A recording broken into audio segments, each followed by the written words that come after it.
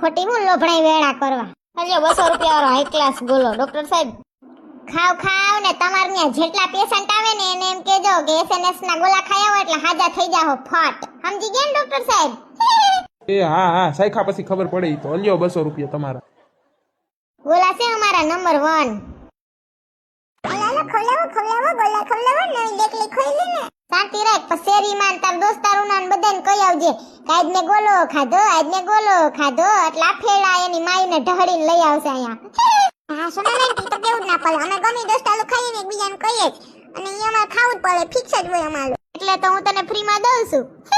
કયો ગોલો ખાવો બોલી જા. હા મેંગો વાળો બનાવો ને. મેંગો ની સીઝન છે તો મેંગો વાળો ગોલો બહુ ભાવે. મેંગો વારો થાય ને અહીંયા આજે હાસી કેરી માર હારાઈ મોકલી નથી તાલાડાથી તો હું તને ક્યાંથી મેંગો વાળો ગોલો ખવડાવું. હાલ ને અસલનો હાઈ ક્લાસ બનાવીને દે તાર સંજય કાકા. બરાબર? મને કઈ ખબર ના પડે. ઈ બનાવીને દે, ઈ ખાઈ લેજે ને. કેટલો અસલનો બનાવીને દઉં હમણાં હો.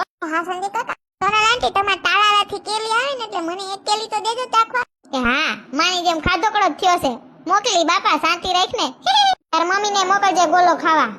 એ હા હા અલે તારે મેંગો વાળો ખાવો તો ને એના જેવો જ છે. અલે તારે કયો ખાવો એલા? તમને મજા આવે ને ઈ આપો. શીતલ ભાભીનો છોકરો કેવો ડાયો છે. કોઈ દી માથાકૂટ ના કરે. ના સિંટુડો તો માયગ હોય.